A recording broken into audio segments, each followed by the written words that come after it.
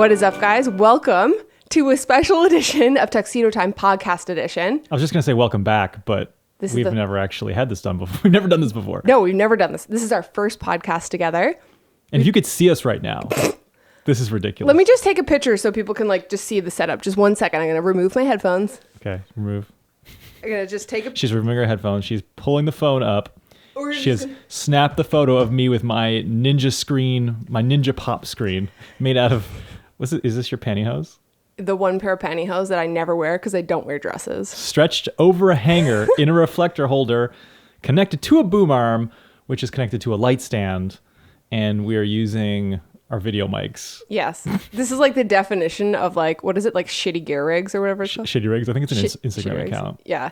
I sacrificed one of my good hangers for your pop screen, just so you know. Thank you. Appreciate it. There was definitely a p when I said pop screen. Yeah, you need to dampen the plosives. Yeah.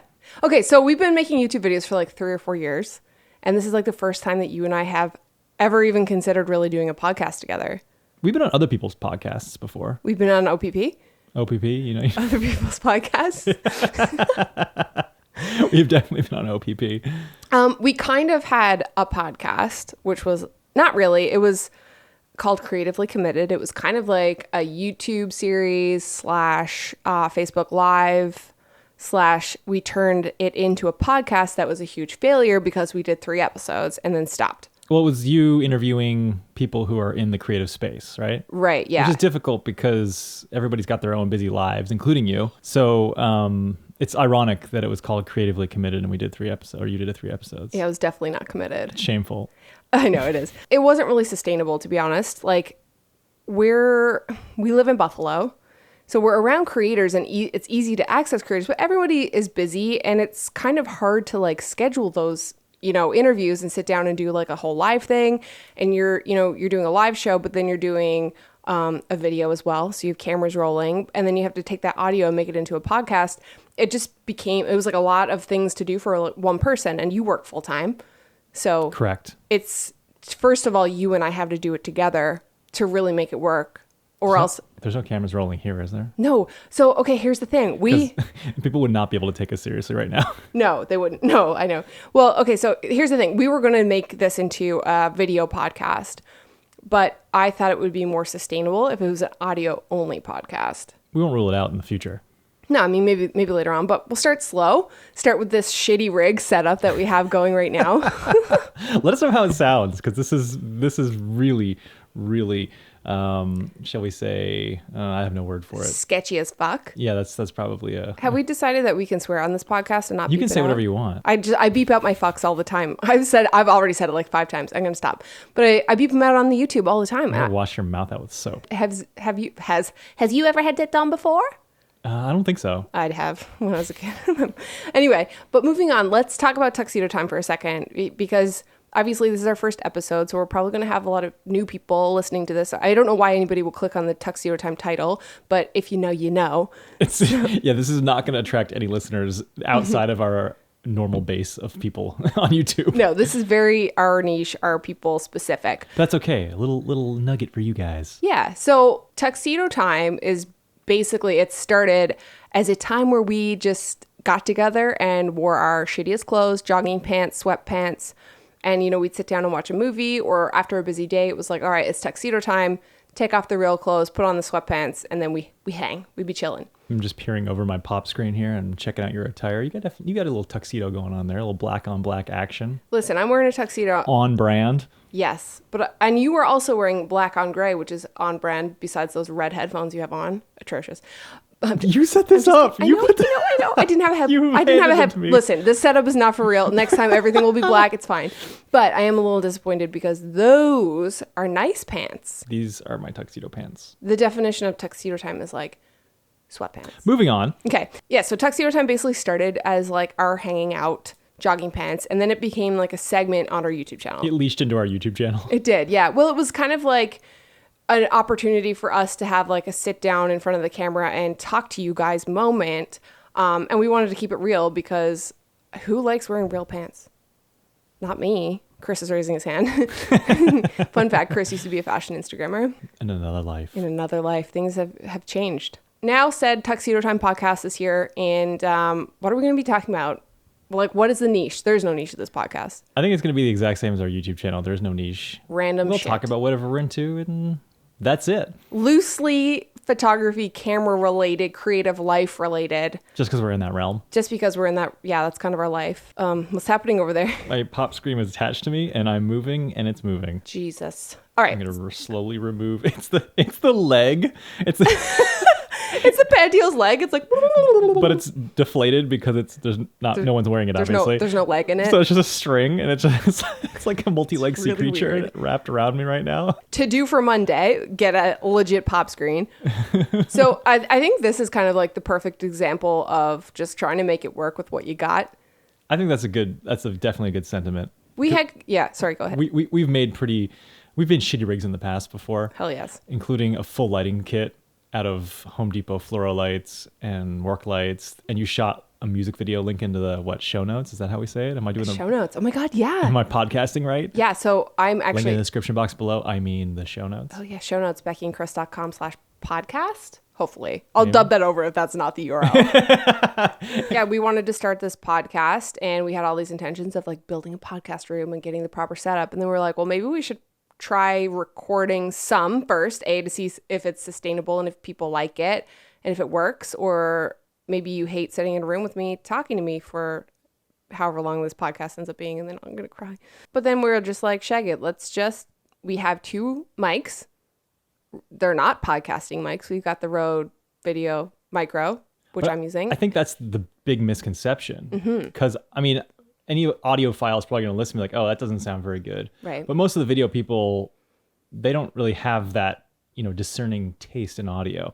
But I think that objectively, this probably sounds okay just because we have dedicated mics and we're very close to the mics. Correct. And honestly, whether you're using a Video Mic Pro and a Video Micro, which is exactly what we're using right now, versus a dedicated, quote unquote, podcasting mic, I think I saw a tweet actually recently, I can't remember who posted it, but it was basically saying order of importance for getting good audio. Number 1, distance to mic. Right. Your mouth is like basically touching the mic. Yeah. Right. Number 2, I can't remember number 2. Then number 3 and 4 was like the actual mic and the preamp. Right. So I think that there's a lot, people put the same with video, people put too much emphasis on gear. 100%. And technique is really what matters. I see a lot of people who get like hung up on, they want to start a YouTube channel or start shooting photos or doing something, but then they're like, well, I can't yet because I need a better camera. But it's like, you really don't. It's true. Like, I started a podcast with my friends here in Buffalo called Wins Food. We started it last year. We've been podcasting for a year. We've got like 47 episodes up now, and That's insane. Isn't that insane? We record once a month. We put up a podcast once every 2 weeks now, and we have a Yeti microphone that you just put in the middle of the room. Just put in the middle of the room, and we just record ourselves. Like, we really do need 4 mics, but it was another one of those things where it was like, are 4 of us with busy schedules going to be able to get together and consistently turn out a podcast every second week? So it was like, we're not going to buy anything. We're not making money from this podcast. So let's just use what we got. And that's not what we're using here, because we're able to do something a little bit better because it's just the 2 of us with the 2 mics and the H4n Zoom H4n, which is like ancient. Oh my God. I bought that at the same era. That's from the same era as the 5D Mark II. Holy shit. Which is probably like 2008-ish. Right. That thing's that's over 10 years old. Wait, did this come from Newfoundland? Yeah, it did, because I used to like record voiceovers. Oh yeah, I bought that from B&H along with the 5D Mark II, and I used it as an external audio recorder for a shotgun mic to input into the 5D Mark II. Did we have a shotgun mic? We did, but I didn't like the noise. It was too noisy, so I returned it, but then I kept the zoom. As if I was going to get another shotgun mic, and I never did. Right. And then I just always had that external recorder. We used it from time to time, just on random projects here and there. But it's a pain in the ass because you have to sync up any external audio recorder is a pain in the ass, having to sync it up in post. So yeah, it's way easier if your mic goes right into your camera, kind of thing. Right, exactly. And I had a cable that would input the would line into the camera so that it would sync up. Now that I remember it, I'm remembering all these random thoughts. And so it was fine from that standpoint, but you have to set it all up, which is a pain in the ass for run and gun stuff. Right. I had this ridiculous bracket. Oh my God, I remember that. Do you remember the back? It was like a flash it? bracket. It was that. That's the bracket that we're using now. The bracket that's holding your mic. This is what I'm saying. Like, remember when Full circle. Full circle. I gotta take a picture of that. Yeah, take a picture of it. So remember when I was setting this up and I was like, damn, we have like so much random like little gear that we're able to kind of like Frankenstein shit together. We're able to like Frankenstein stuff together to work. It's not pretty and it, you know, but it works. But I do want to ask you a question though, going back to that recorder. Yes. Do you look at this thing? The hot shoe, the cold shoe is it's sketchy. It's falling off. I do have a question for you though. Can you stop touching the mic? Jesus. I'm leaving. Okay, listen, I do have a question for you though.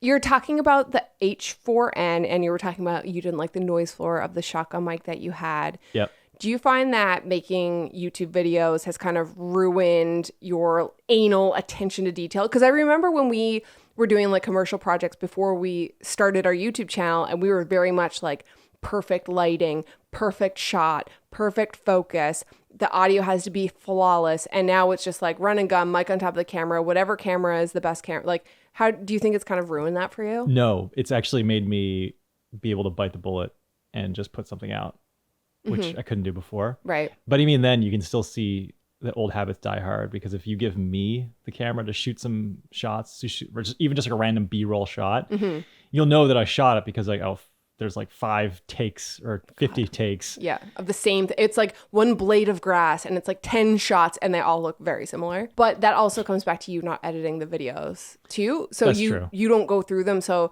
like I know that I don't need 10 shots. I need like 1 or 2 or 3 shots that are strategic. And then that's it. Move on. True. Because there's not enough time. So yeah, I think like going back to the whole production stuff, it's just, you know, you're doing commercial projects and everything has to be good and you have time. But when you're uploading YouTube videos, it's like 1 a week and you have to, it's not necessarily cutting corners, but just kind of being like, okay with it not being. You got to be efficient. It's got to be, yeah. Efficient use of your time. So we're 15 minutes in. Okay. Are you sick of talking to me yet? It only took 15 minutes for us to drop the ASMR. I mean, really, it usually takes less time than that when we're doing something else. But we're gonna. My legs are falling asleep. Okay, well, why don't you straighten them I'm out? sitting cross-legged on the couch here with Becki, and we're facing each other. But it's funny because I can sit in my little squat position. But you can't do cross-legged. What do you call my squat position, honey? We're gonna take a quick break while Chris stretches his legs, and when we come back, I want to talk about some goals for 2020, but also the Pantone color of the year because I have opinions about it. Okay. Okay, we'll be right back. I can feel the blood going back in my legs. Good. Okay, we'll be right back.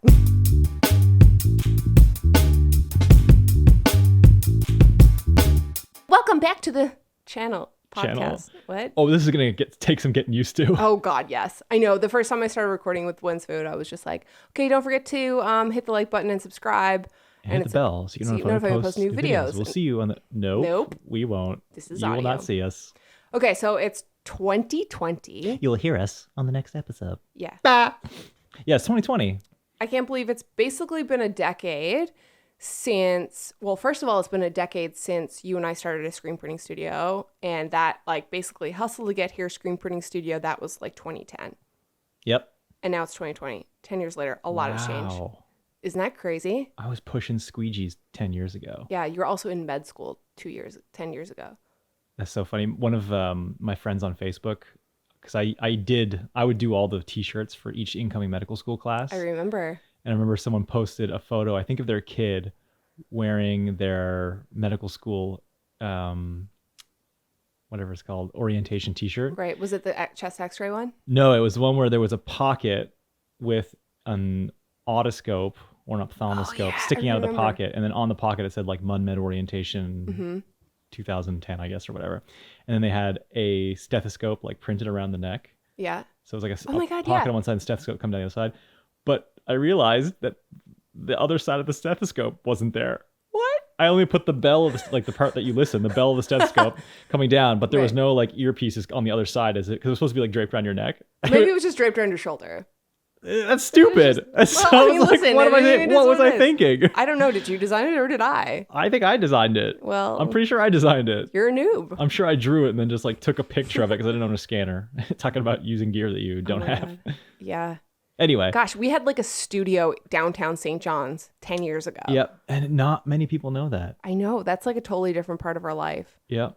And now we're like making YouTube videos and podcasts. I went on a road in this trip. House in Buffalo. I went on a road trip to Hillsville, Virginia, which I'm sure is close to where we were a couple weekends ago with Iz and Johnny. Mm-hmm. Down to Virginia to this guy who owned a farm.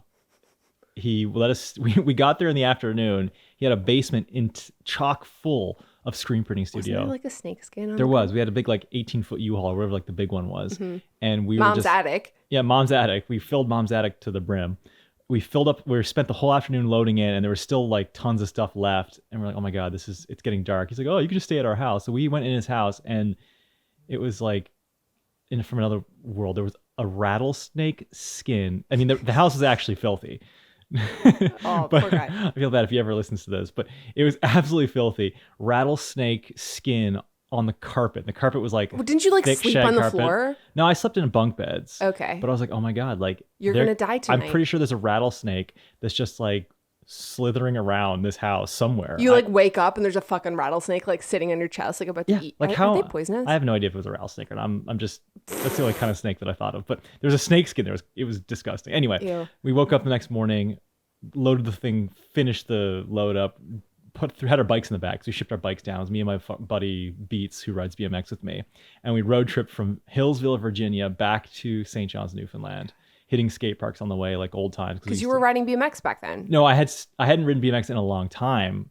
Right, you had stopped and then... Yeah. But it was like for old time's sake, I needed somebody to go on the road trip. So me and my buddy Beats just made a road trip, and then I broke had a fracture dislocation in my wrist. How did that happen? Fell off a half pipe to the flat bottom and hyperextended my wrist. Jesus. Didn't you put it back into place yourself, and then you went to Emerge and they were like, you're fine? Yeah, then... so I was in first year of medical school, and I remember one lecture from an orthopedic surgeon who said, if you should never take this gnarly looking x-ray of a patient who's got a big fracture dislocation. Like he said, your x-ray should never look like this. And he showed an x-ray that was completely bent out of place. Mm-hmm. And he said, you should reduce it, which means pull it back into more normal anatomic alignment. Right. And before you get the x-ray, because you're going to have to do it anyway, and it'll help with the pain. So don't be cruel and don't send someone an x-ray before you reduce a fracture or dislocation. So I remember thinking that. I was like, well, I'm in 10 out of 10 pain right now, so there's nothing that can make this hurt any worse. So I might as well reduce it to see if it makes it feel better. So I just basically yanked on my wrist and heard a clunk clunk. And then it looked, instead of looking like a dinner fork, now it looked more straight, but it was just really swollen. Right. And I was like, okay, well, I'm still in 10 out of 10 pain. But anyway, so I went to the Emerge. So we actually detoured through Chipotle first because Beats Chipotle. Beats was hungry, and I had never actually had it before. Mm-hmm. So we did that. And then Can I just say I was very jealous when you went to, side note, I was very jealous that you went to Chipotle because I heard about Chipotle because I was watching Quest Crew at that time. It was like the only YouTube that I watched. So I'm calling you, your future husband, telling you that I had a broken wrist and all you cared about was like, Chipotle, what did you get? That you missed Chipotle? I was like, guac okay. extra? That your guac was extra, but thanks. So was the x-rays and the ER visit. Okay, so back to your story. So so I reduced it, went to the ER via Chipotle, and in your U-Haul full of fucking gear. This is kind of my first experience with the U.S. healthcare system outside of when we used to live in Texas back when I was a kid. But long story short, I saw a PA with like a minor soft tissue, quote unquote, injury. Ew. And I got in and out of the Emerge in like an hour and a half, 2 hours with x-rays. Like that's unheard of in the Canadian system. Mm-hmm. But I never actually saw a physician, and it turns out he missed the perilunate fracture dislocation that I had, which is nobody knows what that is. Which is a notoriously difficult thing for someone to miss. Mm-hmm. Usually it's picked up. It's a difficult thing for somebody to miss. It's hard to say. It's difficult for some. Sorry, I think I threw a double negative in there. Yeah, you did. It's easy for somebody to miss. Oh, okay. It's a more commonly missed injury. Right. Because so what is it? Is it like a fracture? So I fractured my ulnar stylo, which is the little bump on the end of my ulna. Okay. Which is what is your ulna? It's like the end of your forearm where it meets the wrist. Oh, it's that little bump on this bump. Nobody can see, but it's like right below like the heel of your hand. Yeah, I'd say dorsal aspect of your wrist. Don't know. Nobody. Yeah. Medial side, ulnar side. Okay. Well, anyway. So I broke that off, and he was like, "Oh, well, you got you." Wait. You broke it off? Yeah, it's like a little thing. It's probably detached right now and just floating there. Ew! Oh my god! Ew! No, what? You didn't know that? No, I thought it was like cracked down. So I had a comminuted fracture, which means it's basically shattered. So it could still be. It could have. It's just like floating around your fucking arm. I mean, that like, happens no all big the time. deal. Okay. It's a common ulnar styloid injury. It doesn't really matter. So he's like, yeah, you smashed up your ulnar styloid, but I don't see any other fractures. So, and then he started pimping me as a medical student. He was like, oh, you're a medical student. What do you worry about when you fracture this bone here? He was pointing to the scaphoid. And it's like one of those classic exam questions, like, oh, scaphoid fracture. Your knee-jerk reaction, no pun intended, is AVN or avascular necrosis. It's just like what every medical student knows. We all know that's the answer. So he's like pimping me with questions while I'm there with a broken while your fucking bone wrist. Is floating around in your fucking skin in there. Yeah. So anyway, he missed the subtle widening of the gap between two of the bones in the wrist, the scaphoid lunate interval, and that was the telltale sign that. But I even told him, I was like, FYI, my wrist looked like a lightning bolt as of 30 minutes ago. I pulled it back into place, heard a clunk, and now it's lined up. So I literally told him that I had a dislocation. So it was kind of a, hey, listen to your patient. And just because you don't see any fractures in the x-ray doesn't mean that, I said, I literally reduced it myself. So that should be a red flag to you. But anyway, it wasn't. So long story short, we cut our trip short, went beeline straight back to St. John's. Okay, wait, you missed a very important and hilarious part of that story. Would you give me that look? You don't want to bring it up? No, what's part of the story? And she's about to bring it up. You're crossing the border. Oh, yeah. You got a broken wrist. So you've got prescription medication. He gives me a bottle of Vicodin, which is just like a pretty, decent hefty duty painkiller that a lot of times you get when you've got breaks and things like that, or your post-op. And we go across the border, and they were like, do you have a manifesto or a list of all the stuff that's in the U-Haul? So I said, yeah, here it is.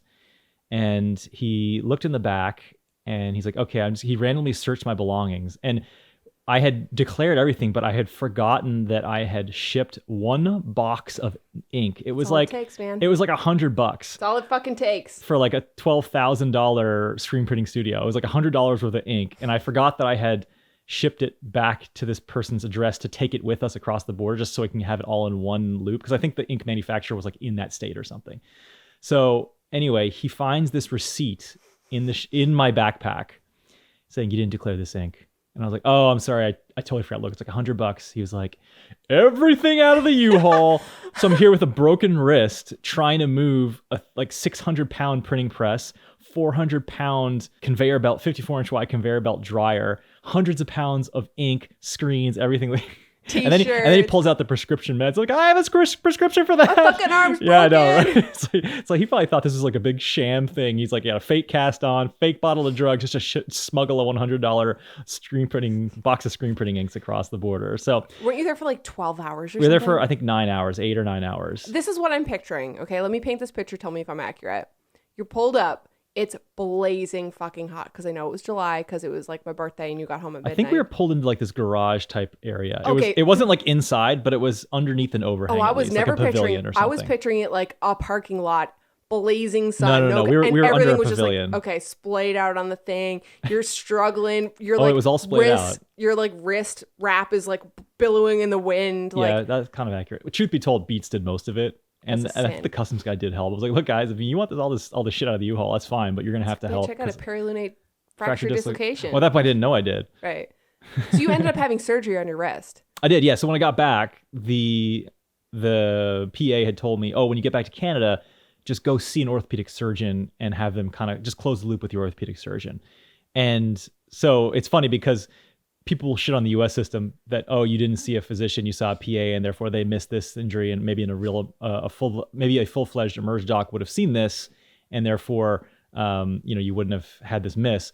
The flip side of that is I went to Canada to get that orthopedic surgery consult, and they're like, oh, you don't have any breaks. Oh, it's going to be at least 6 months till you see an orthopedic surgeon for a soft tissue injury. So I was 2 weeks out. My wrist was still swollen all to hell. It was like purple. Like your fingers were like sausages. They were. Yeah. And so I just happened to be doing a project with a radiologist who, for people who don't know about medicine, radiologist, the joke is that, you abandon your clinical skills long ago in medical school and residency, and you just sit in front of a computer and read images all day. Which is funny because that's what you do now, except for you also do procedures. Well, I do IR, so there's still some clinical element. I still see patients. I still sort of, have I don't want to say more clinical acumen, but more clinical acumen.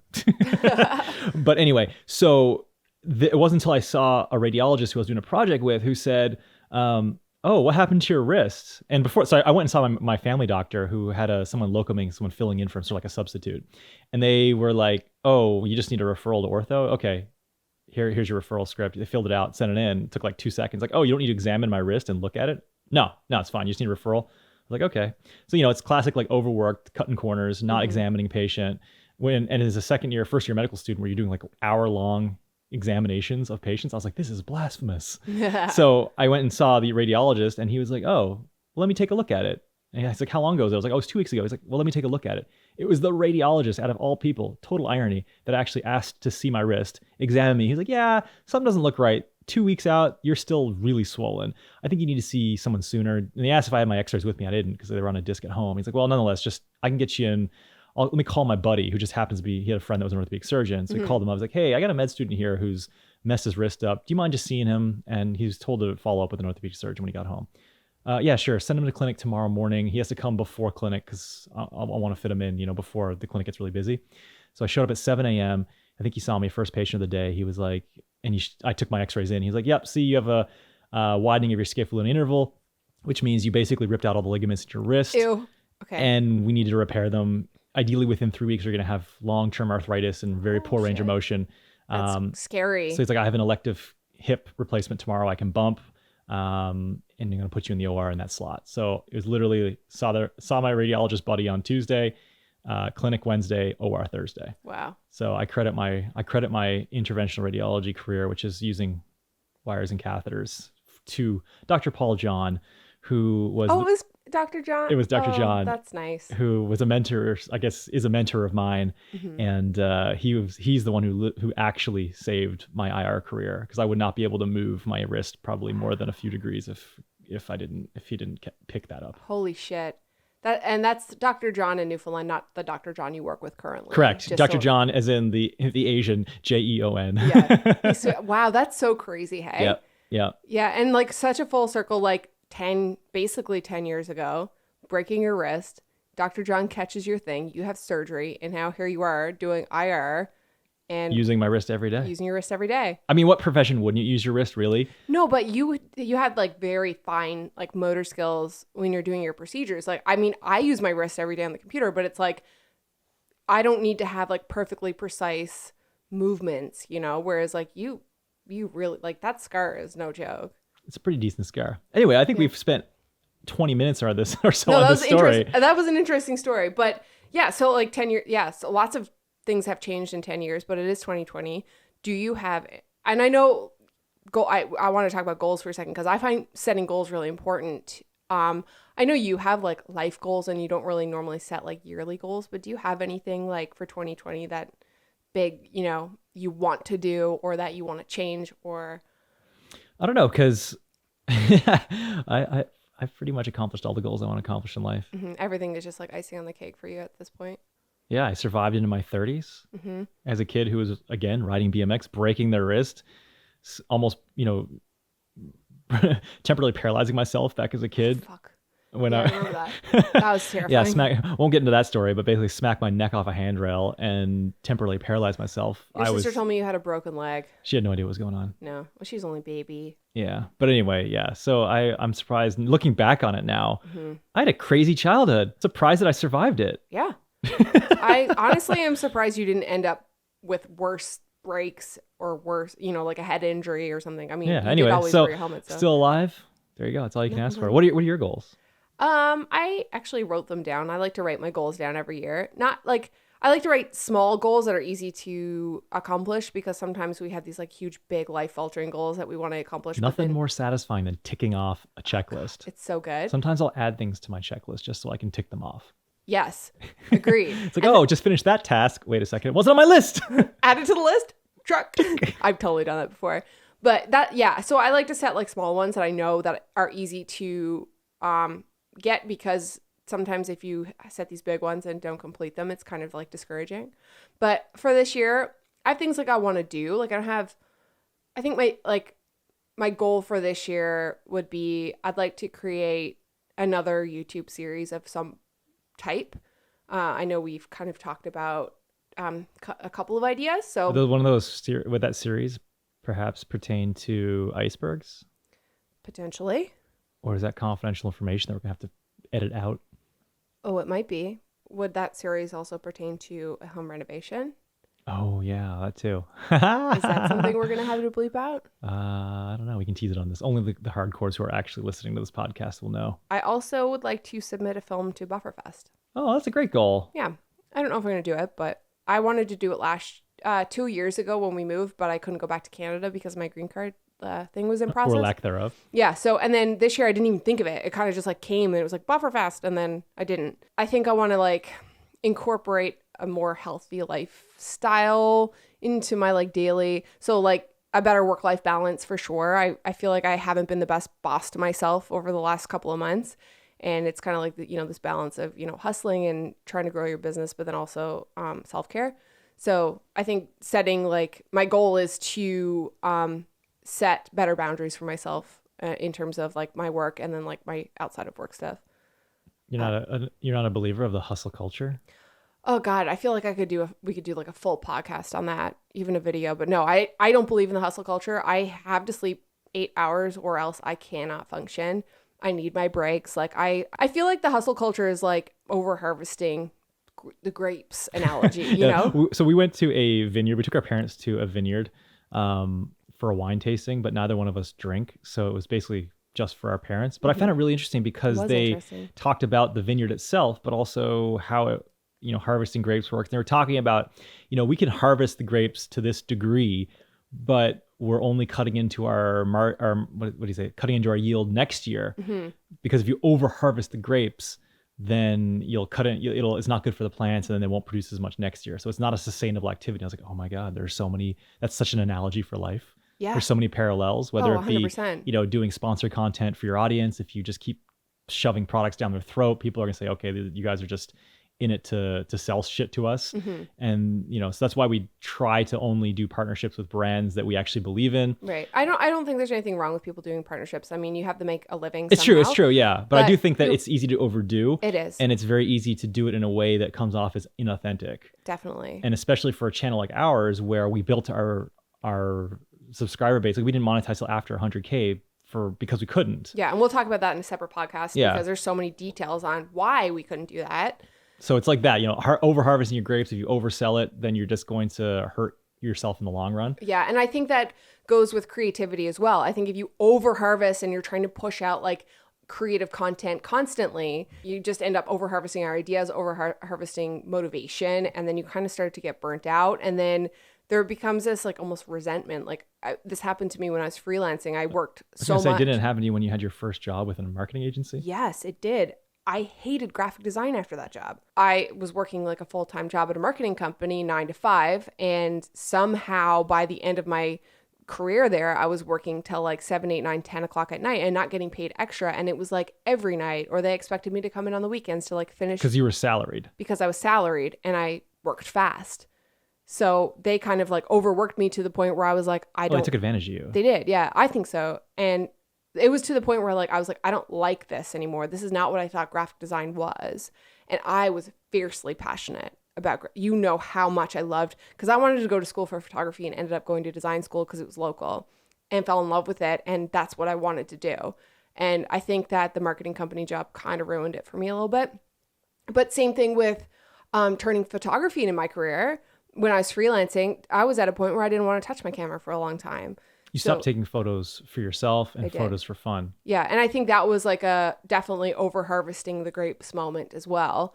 Just doing it too much. You ran out of grapes. I ran out of grapes. Yeah. I was just doing it too much and I didn't like what I was shooting. And then I just was like, this sucks. And then I had to find another creative outlet. So I don't want that to happen with YouTube because I really enjoy this and I'd like to make a sustainable career out of it while I can. And, but I also don't want to burn myself out to the point where I hate it and have to pivot again. Well, in 2016, when we moved to Vancouver, was that a break for you? Because you kind of stopped doing any and all freelance work and focused on a personal project, which was our YouTube. Right. To try to, I guess, heal or mend your burnout or brokenness. I think like 6 months into Vancouver was when I was kind of like, okay, I'm going to stop freelancing. I'm going to tell all my remaining clients that I'm done and I'm going to focus 100% on YouTube. And I think when I let them go, I had this like moment of relief it was just like, oh my God, it was like a weight off my shoulders. It was like, okay, I can start over now doing something that I feel like is my purpose, even though, you know, we didn't have a lot of subscribers and, you know, our videos weren't the greatest, but it felt like the thing that I wanted to do because it was like blogging, but better. But with video. Hence, it's like moving vlogging. pictures. Yeah. Yeah, exactly. So yeah, I think, yeah, that whole year, it was like a great excuse for me to try something different and move on. And then when we found out we weren't moving home, because that was another thing, it was like, okay, I'm giving up all my clients for this 1 year, but what happens when I move home? Do I continue to freelance, which I don't want to do because I'm over harvested. I want to do YouTube, but like, is that even a sustainable thing that can happen? Can I be a YouTuber, you know? On the island of Newfoundland. On the island of Newfoundland, yeah. It's like, I don't really know a lot of people who are doing that on the island. I'm sure maybe there are, but I don't know about them. There probably are. Probably, yeah. But yeah. So it's like being a tech, like photo YouTuber person who does travel videos on an island that's kind of secluded. So it was kind of scary. But then when it was like, okay, you're moving to Buffalo. And once all of the sadness went away and I stopped crying.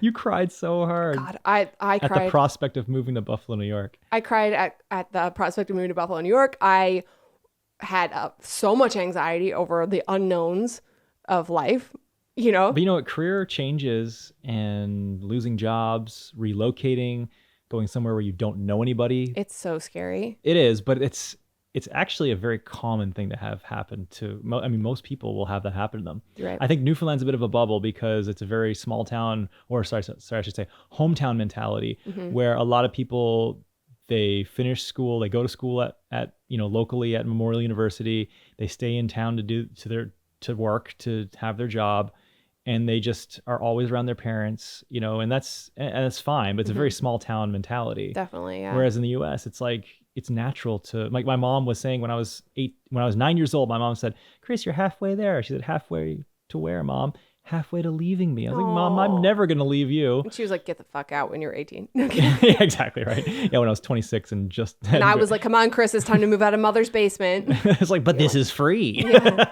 But Mom cooks for me and does my laundry. And it's free. Yeah. It's free. But yeah, so going back to that, like moving to Buffalo was kind of like, this is my opportunity to start fresh and actually decide what I want to do with my life. And even though I had to get a part-time job moving down here, which actually is kind of exciting because now I do not have that job anymore. So I'm officially like a full-time YouTuber. It took 3 years. You're a full-time YouTuber. I'm a full-time YouTuber. It's crazy. It's just, yeah, it's weird, but I think moving allowed me to let all of that go. Because there is like a part of you that's kind of like, you feel bad because I had some really amazing clients that I felt bad leaving because I liked them as people. Yeah. But I just didn't want to do the work anymore. And that was the weird thing. And then it's like, where do you go from there? You're a designer, you're a photographer, you're doing the freelance. What are the other options? I don't want to work for somebody, but now I don't want to freelance. So then it's like, what do you fucking do? You could just do nothing. Well, I mean, our blog was kind of like a thing. I mean, yeah, I couldn't do nothing. I can't just, yeah. But our blog, like at that time we had a blog and we had won like contests and it was starting to grow. So I was kind of like, well, maybe that could be a thing. Yep. And then, yeah, so. What would you tell people who ask the question of when should they go full-time YouTube? I feel like the rush to be a full-time YouTuber and to make the money is like, the pressure of that is really real. And that's what people kind of start off wanting. That's never how we started. We wanted to document our life, and the money thing and the monetization was after. That's true. And I have no reference for this, but somebody told me, a buddy of mine who has a kid, I think in elementary school, said that he just heard recently a statistic that was saying what people say, like when you ask kids what they want to be when they grow up, the most common, I guess you could say the modal answer, the most common answer would be YouTuber. Yeah. Wow. That's crazy. It's surpassed like anything else, like fireman, policeman, doctor, lawyer. It's like YouTuber. Yeah. It's so, everybody's watching YouTube now. I have nothing, I don't know where that came from or if it's a substantiated statistic. No, I've heard that before. It was interesting because anecdotally, he's seen it from the kids that his son hangs out with. So I was like, really? Kids are like, I want to be a YouTuber. That's so crazy. Yeah. Well, that's the thing. It's like, you can't really go into it and be like, I want to be a YouTuber, therefore I'm going to just like start making money right away, because there is like the whole thing of you have to have a certain amount of subscribers to get approved for the program. But it's just not sustainable if you go into it like that. You had to love what you're making. But I think some people do. Oh yeah. Like I've met people who started their channel strictly with the intent of becoming business. a massive YouTuber as a business, and they've succeeded, But the catch is that they enjoyed it. That's the thing. Is if you enjoy it, fine. I should take back what I said. I don't think there's anything wrong with it going into it with a business mindset. You can't go into it being like, I want to make vlogs and make it into a business, because nobody gives a fuck about your vlog. It's true. It's no one so cared true. about our vlogs. Nobody it was cared. a very slow growth when we started, because that's all we were doing. 2.5 years. We were only doing vlogs. Nobody cared. Which is fine, because it was kind of a, like we've said it multiple times before. It was made as a way to document our, like the same reason that you upload stuff to Facebook, pictures, and put them on, and even just sometimes put them on private, just so you can get, 5 years ago to this day, you were doing this. Right. And it's a nice reminder. It is, yeah. But we have that catalog of weekly videos from that Vancouver year that we did. Yeah. Some of which we go back on and look at, and we're like, wow, I totally forgot about doing this. And this would have been, and it shines a light on how much you forget about your life. Oh, totally. And which otherwise would have been forgotten forever. Well, and the funny thing about that too is like we documented that whole year, and there were a lot of, that was probably one of our toughest years so far. We had a lot of like really, kind of depressing and sad moments and like life-changing moments, but looking back on it, I don't even remember I remember the way I felt if I think about it, but I don't remember all the bad stuff. I remember all of the nice videos that we made and the excursions that we went on, because the tendency for people to look back on things with rose-colored sunglasses. Exactly. Going back to what you said about the career thing, I think if you want to make it into a career, you have to be strategic about the content. But you can't go into it wanting to document your life and then expect to make that into a career. People need to care about you first. Your content needs to have value, or else it's just not going to work. It's very saturated. There are a lot of people in the space trying to do the exact same thing. And in turn, it's just that much harder to stand out in the noise. I mean, there's no right or wrong answer, but obviously we waited till 150? We waited till 150. But I mean, we couldn't monetize for a long time because of our situation. But when you say going full time, you mean like leaving the day job, your full days, your life is revolving. So I think it's technically then that would be 170,000, because that wasn't until you were fully. I guess I consider myself full time even when I had a part time job, because I felt like I was working full time hours. True. But I think if you're working like a full time job and then you're considering going full time on YouTube, I think you need to make sure that you have money in the bank in case it doesn't work out. And you need to be making some kind of sustainable income from it before you leave your day job. Yeah. Like a lot of industries, I feel like this is a very winner takes all field in the sense that you look at the top people and they are raking in money hand over fist. But then you've got, for every one person who's doing that, there's thousands and thousands of sort of micro vloggers who are in their respective niches, and they're making a decent salary, but they're working hard, they're grinding it out more than full-time hours, and they're making what you'd probably make in a traditional job. Maybe I'm biased in seeing it that way, but I do get that impression that there's this very slanted, pyramid-shaped income distribution. I think that's like most industries in any capitalist society. Okay, we got to wrap it up, because people are like, who are these people? A. B, this is boring for me now. Okay, well, Not me, them. I do want to ask one question. Okay. What do you think about the Pantone color of the year? Because it's very important to me. Okay, I love Pantone. Here it is right here. Pantone color of the year, classic blue. Classic blue. 19-4052. I knew that, see? I knew that, because I can guess Pantone colors really well. Yeah, you proved that in that video we made where you're like, oh, it's this Pantone color, and you nailed it. Yeah. I was just like, what?